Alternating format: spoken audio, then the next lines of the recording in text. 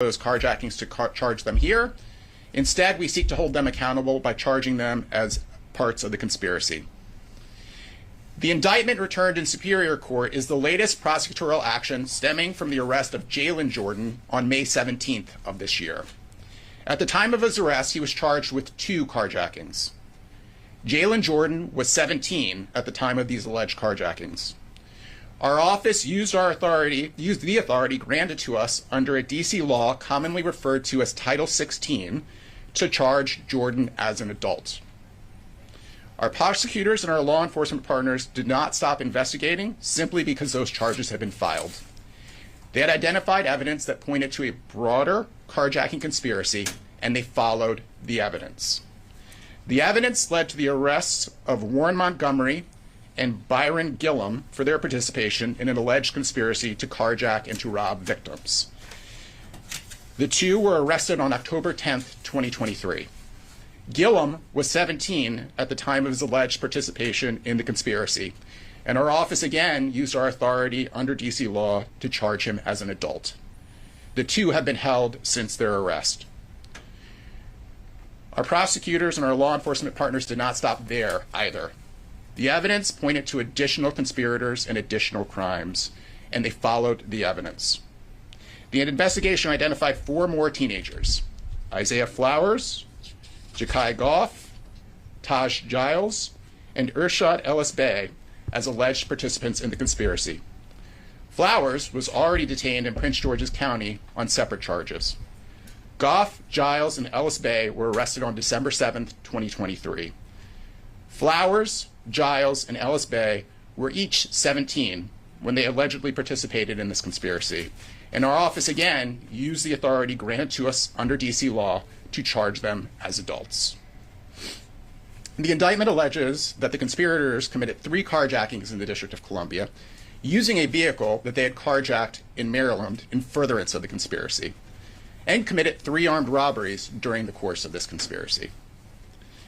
The 3 defendants arrested on December 7th have been detained pending a detention hearing scheduled for December 14th, 2023. In ordering these 3 defendants detained, the court specifically noted the group chat described in their arrest warrants, during which, it is alleged, when discussing some of the carjackings covered by these indictments, one defendant wrote GTA IRL, which we allege means Grand Theft Auto in real life. In a prior press conference, I noted that in our experience, it is uncommon for a defendant to commit just 1 robbery or 1 carjacking and never commit either offense again, absent a subsequent arrest. The allegations in cases like these are why we hold this belief. I also previously noted that a majority of the individuals arrested for robberies and a supermajority of individuals arrested for carjackings are juveniles. And I previously explained that I have instructed our career supervisors to strongly consider prosecuting juveniles as adults where they are involved in a series of armed carjackings or armed robberies. These are not the impetuous crimes of a child who temporarily lost control. They are the calculated crime of someone willing to hold a gun to someone's head for life, for money or property. I would like to speak directly to the teens, and they are primarily teens, that are fueling the crisis that we are seeing. Whoever is telling you that these carjacked vehicles are free cars, that there won't be consequences if you're caught, that you won't get caught if you're wearing a mask, is lying to you. We will track you down and aggressively pursue the charges that fit the crime in our continuing effort to make the community safe, including charging juveniles as adults and bringing federal offenses and federal charges where appropriate. Finally, I have been sounding the alarm that the criminal justice system that DC has built does not meet the moment that we are in. The mayor has correctly flagged that the law has swung too far over the last 7 years. Armed carjacking is a great example of her and my point. The law requires those convicted of the offense to be sentenced to a mandatory minimum of 15 years. A sentence that in many cases, given the gravity of the crime, we believe to be appropriate.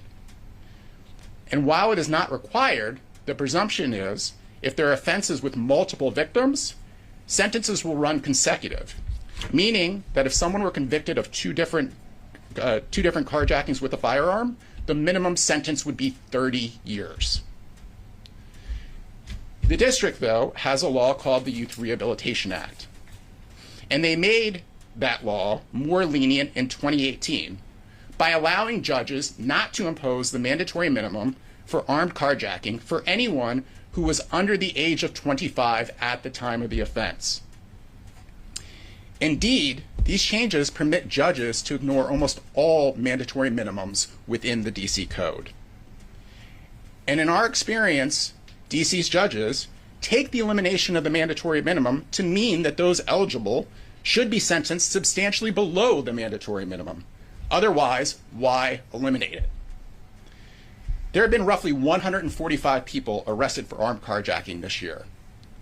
More than 80% of them are juveniles, and just 12 of them, fewer than 10% of all arrests, were 25 or older at the time of the alleged offense. In short, we eliminated the mandatory minimum for armed carjacking. And what's worse, done so in a way that signals to judges that the sentences should be well below those mandatory minimums. So our hypothetical defendant has gone from facing a bare minimum of 15 years and the likelihood of 30 years if the judge runs the sentences to consecutive,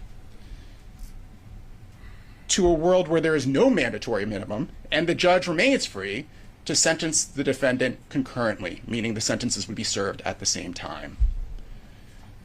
These are all changes that have occurred over the last 7 years, and they are changes pushed by those who understand how these changes would throw sand in the gears of the criminal justice system. These changes have effectively eliminated any prosecutorial objective in securing convictions on lead counts that carry mandatory minimums when the defendant is 24 or younger at the time of the offense.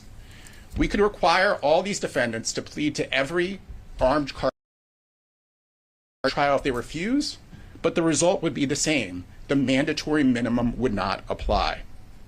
I have often seen references to situations like this, prosecutors foregoing charges that require mandatory minimums. Prosecutors have not given up on these charges or mandatory minimums. DC's system has. We operate in the system the district has created, and we are incredibly appreciative that so many of our elected leaders have recognized that the system needs to change. We've been working closely with the mayor and Councilmember Pinto on many of the most serious challenges we are seeing in the criminal justice system, and are optimistic that we will see legislative changes in the near future. I want to close by thanking those who made these law enforcement actions possible. We are incredibly grateful to our law enforcement partners who worked tirelessly in connection with the indictments announced today. The Metropolitan Police Department, the FBI, the ATF, the United States Marshal Service, and the Secret Service, along with our local law enforcement partners in the Prince George's County, Montgomery County, and Hyattsville, Maryland police departments. And of course, I would like to thank our career prosecutors who worked tirelessly on these investigations. It's now my pleasure to welcome to the podium Assistant Director Sundberg. Thank you, U.S. Attorney Graves. Good afternoon. I'm David Sundberg, Assistant Director in charge of the FBI's Washington Field Office. Truly appreciate the opportunity to be here today with U.S. Attorney Graves, Chief Smith, and our other local and federal partners to talk about our joint efforts to combat the proliferation of armed carjacking taking place in D.C. and the Maryland suburbs. The superseding indictment of Sadeh Hardy and his co-conspirators, Landrell Jordan and Malik Norman, which we are announcing today, targets those responsible for an astonishing number of carjackings that are terrorizing our neighborhoods. Largest federal carjacking indictment in D.C. this year.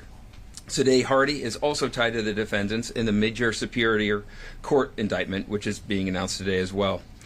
During their alleged crimes, Sadeh Hardy, and in some cases his co-conspirators, ruthlessly targeted vulnerable victims and threatened their lives at gunpoint unless they handed over their cars and other personal property. The carjackers showed no mercy or remorse to the victims, who included a dentist on her way to work, a mother buckling her children into her vehicle in front of an elementary school, an elderly couple pulling into the driveway of their own home, a food delivery driver making his last delivery of the evening, and a rideshare driver who we believe didn't understand Hardy's commands and tried to push him out of his vehicle. Hardy's then alleged to have shot the driver in the forearm and abdomen, seriously injuring him. It didn't matter what day, what time of day, or what neighborhood Hardy and his co-conspirators were in when they sought out their targets of opportunity. Many of the carjackings occurred in broad daylight and included an attempted carjacking on Christmas Day and a carjacking on New Year's Day. They took place in multiple neighborhoods in D.C. and in Prince George's County and Montgomery County, Maryland. The victims of these carjackings were regular people, just going about their daily lives when Hardy and his associates inflicted these violent acts upon them. These subjects today are in custody where they can no longer terrify our communities, and we and our partners will work relentlessly to hold them accountable for the crimes they have allegedly committed. The cooperation and collaboration between the FBI and local law enforcement in this case has been phenomenal. I want to commend the joint work of the FBI Washington Field Task Force and the Metropolitan Police Department, including its carjacking task force, in which we each have personnel embedded. Together, we and all of the law enforcement partners you see here have conducted extensive analysis of digital evidence in support of the charges against these individuals who have been a menace to our city and the surrounding communities. These task forces are also working to determine the connections of additional associates to the carjackers in today's announcements, as well as other criminals who are engaging in carjacking. As always, we urge the public to be aware of your surroundings and to report carjackings, attempted carjackings, or suspicious activity to law enforcement. We take carjacking very seriously and are working closely with our partners to protect our communities and deter future incidents. Our message to would-be carjackers is that the crime you are committing is a federal offense with significant penalties. And even if you are not the one who brandished a gun or got behind the wheel of a carjacked vehicle, you can still be charged with carjacking for conspiring with someone who did. Make no mistake, no matter what their role in an armed carjacking, the FBI and our partners will not hesitate to use every one of our authorities to bring justice to the perpetrators of these abhorrent crimes. Thank you.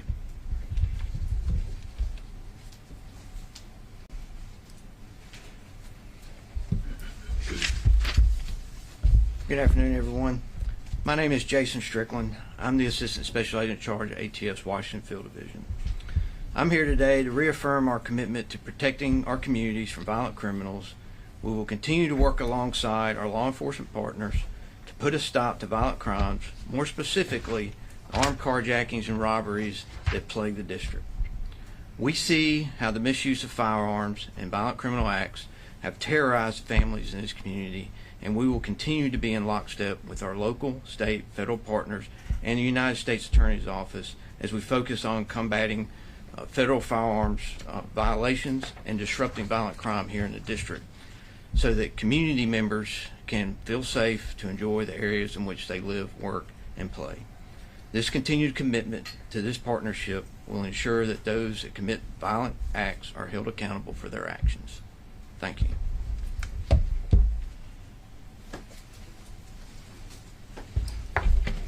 Good afternoon.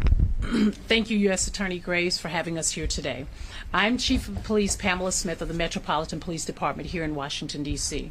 I want to express my gratitude to the MPD detectives and investigators who put tireless work into this case, along with all the law enforcement professionals who played a role in bringing us all here today. This case is an example of what can be accomplished with great police work and collaboration by our detectives, our community partners, and working alongside our local, state, and federal law enforcement partners. These are also the types of cases that our professional law enforcement partners are investigating daily to bring these serious cases to closure. Last week, we announced our partners for the upcoming launch of the MPD's Real-Time Crime Center. The Real-Time Crime Center will allow us to expand our real-time collaboration, networking, and partnership with the regional agencies to assist us with cases like we're announcing today. I've shared many times, that I'm very passionate about youth and young people, and I've spent a lot of time working with and mentoring young people across the U.S. and all regions in which I've worked in. I'm actually one of their biggest advocates. However, when anyone makes a decision to break laws that are in place to protect our community, we must uphold the law and hold those individuals accountable. Accountability is a critical piece of protecting the rights of others and the well-being of our community by ensuring that individuals understand the consequences of their actions. And while accountability is important, none of us want to see teens engaged in the activity in which we are here announcing on today. We are working, even at the Metropolitan Police Department, to deter at-risk youth from engaging in these kinds of activities. But you can be certain, when individuals are engaged in criminal activity, such as what we have announced here today by our U.S. Attorney's Office, we will use all available resources to us to uphold those individuals. Thank you again to our U.S. Attorney's Office, our law enforcement and community partners for working together to make our District of Columbia safer. I will turn it back over to U.S. Attorney Graves. All right, we have some time for some on-topic questions. Yes, first hand I saw. So first of all, you say there's many carjackings involved here. Do you have a number of how many this ring is responsible for? Yeah, so it's at least 15, according to the allegations in the indictments. And I want to be clear, it's two separate rings. There's some overlap between them. And then secondly, on the sentencing, if on the majority of these, I think you said there was 180 in the year so far, if they're not getting the mandatory minimum, what are they getting? So at that point, the judge is free to sentence to whatever. The starting point in the District of Columbia is looking at the sentencing guidelines.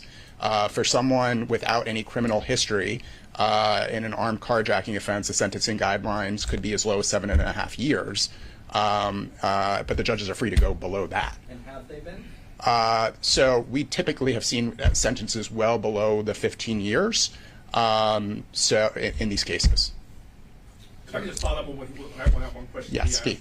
What is being done about the mandatory minimum? Is the City Council taking this up? What are you doing to try to get that reinforced? Look, so as with all things, I think there was a very good idea that we're supportive of behind the Youth Rehabilitation Act, which is young adults, and we can argue about where the line should be drawn on young adults, shouldn't have one bad event dictate the terms of the rest of their life if they can show that they understood the gravity of the circumstances.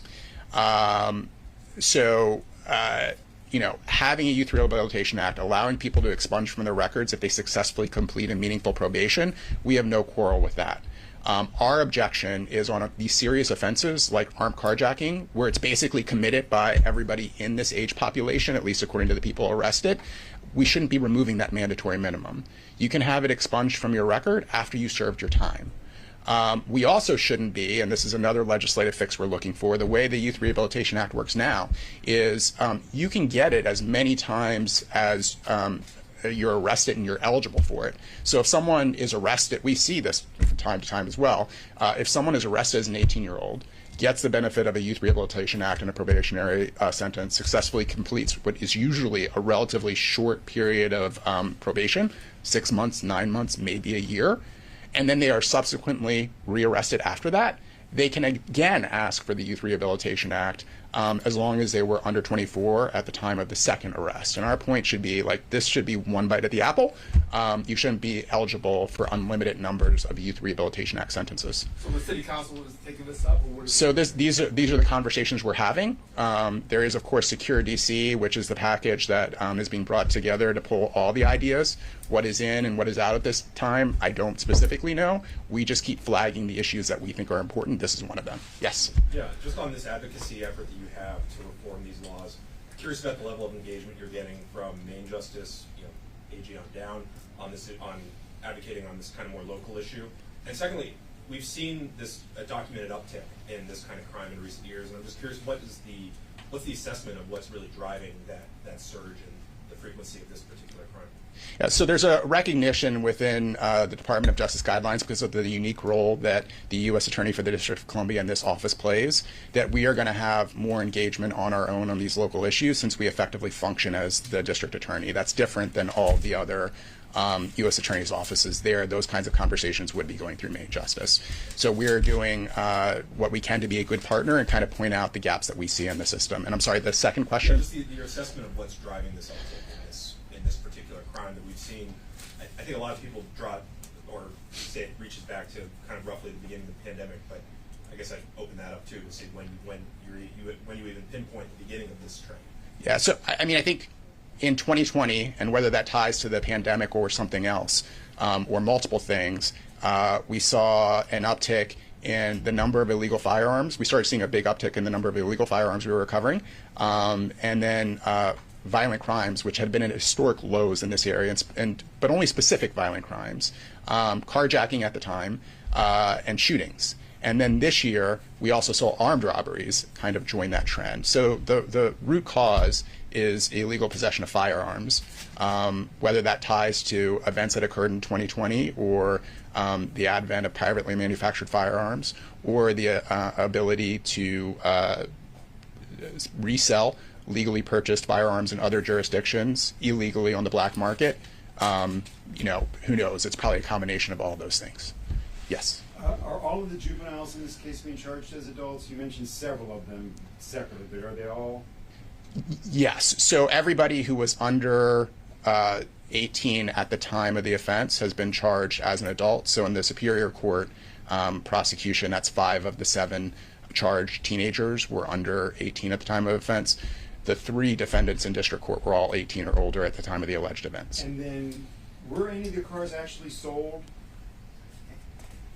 Yes. So that. And I'm wondering to that, have you gone after any of the people who bought the cars? And are you charging any of the people? Should people who buy stolen cars be leery of this, of themselves getting in trouble?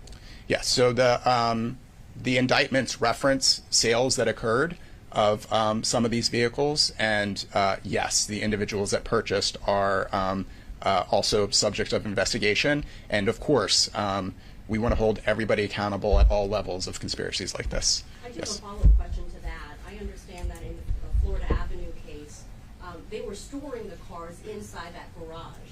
Landlords knew that there were cars, unknown cars, high-end vehicles inside the garage.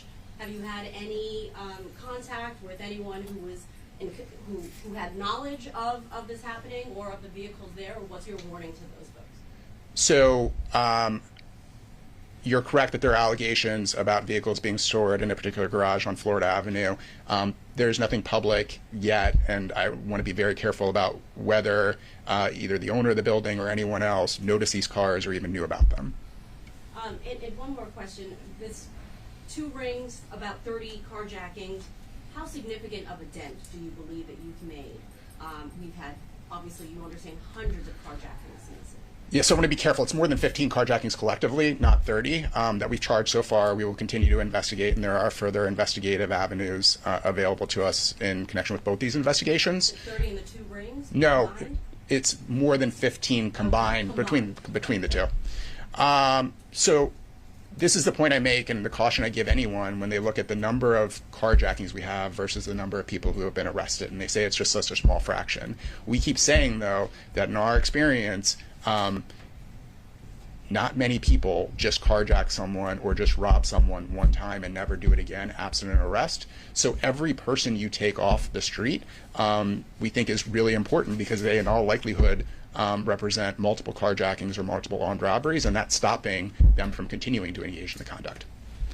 Yes. When teens and young people are given sentences under the Youth Rehabilitation Act, and they're given, a lighter sentence, several months, few years, is there any kind of special programming that they have to follow as they're sentenced under this Youth Rehabilitation Act, or is it just a short sentence and you're on your way? So it's not required by the law. The judges can, of course, impose whatever conditions of or supervised release they think are appropriate, but there's no specific requirements for programming. Do you think that that would help going forward, making that a requirement? So I would prefer that the mandatory minimums for most serious cases stay in place and that people only have the benefit of this program one time, because again, you have no greater incentive than you do when you're under a probationary sentence for a Youth Rehabilitation Act than to comply than at that moment in time, right? If you comply, then the arrest completely comes off of your record, or the conviction completely comes off your record, and you can move to have the arrest expunged. if you're not going to comply with probation under those circumstances, what circumstance are you going to comply with probation? Yes. Sir, is it your view that the mandatory minimums would provide a deterrence that would reach these teenagers to curtail that or stop doing that, to the point that do you think that the absence of these mandatory minimums are actually contributing to encouraging the lack of accountability, is encouraging these carjackings? So first and foremost, given how serious the conduct is, in general, we believe that a minimum of 15 years is warranted. And that's why we're pushing so hard on this point. To your point about deterrence, one of the things we want to flag, because we hear this from the teens that are fueling this belief that this isn't that big of a deal. And what we want to say very loudly and very clearly, and I think you've heard it from all of us today, is it is a really big deal, and it will be prosecuted as such if and when you're apprehended. Quick question, what role do the juvenile cases play at all in sentencing? If these juveniles who are charged as adults are convicted, are there juvenile records at all at play in their sentencing, or should they be? Well, for everyone, while the juvenile records might be sealed to the public, for any defendant, whether they're Youth Rehabilitation Act or not, the court has access to them, the prosecutors do, and their attorney does, and we can make arguments based on their conduct as a juvenile about the sentence they should receive as an adult. Could you one more? Any more? I would just like your thoughts on the grand theft auto in real life. What does that say to you? So, I mean, that shows the level of calculation that I was talking about before. This wasn't an impetuous crime. You fully know what you're doing. Callousness, not caring about the victims that Assistant Director in Charge Sundberg eloquently laid out, and that we need to have a serious response to show people that this is not a game. This is the real world, and there will be real world consequences. Thank you. Thanks for coming, everybody.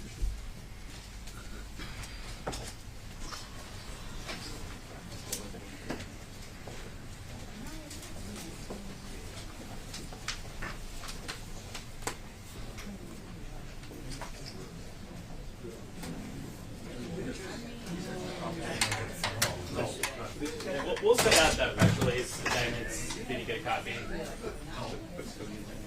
Thank you. Yes. So I'm sorry, you said we got a press release? Yeah. I printed out a few. You said they're roaming around here? I only printed out like 5, so I'll email them out. Oh, Print out 5. Five? Well, yeah, never. Small town, I guess.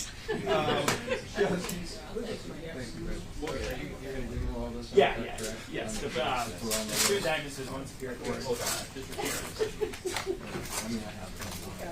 Yeah. Okay. Very good. I covered this case. That's the one piece of video I did not pull over. Because I didn't know which case he was doing. So I pulled over generic. Now, we had no video when they talked about the ring. We had no video, but it was a lot of stand-ups I did. We did have video of the Florida Avenue garage where they were storing these cars. So I have to go and start pulling that over. Oh, no, we're not going to go back. It's 1 o'clock. It's 1:30. I mean, I don't know if we're live at 4, but like we're way on the other part of the side of town. We'll pull it over, hopefully. If we start now, maybe it won't take forever. But that was the one thing I didn't pull over, this case.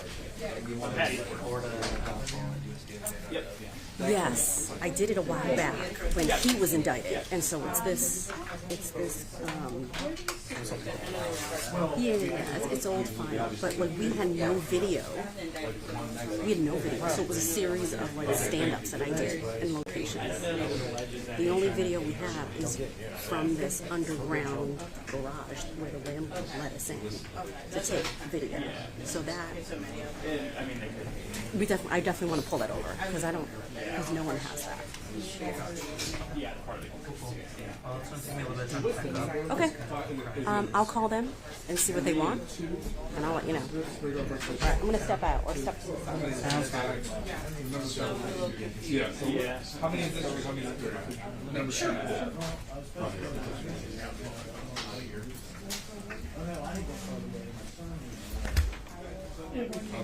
I'll just hit you up on it, or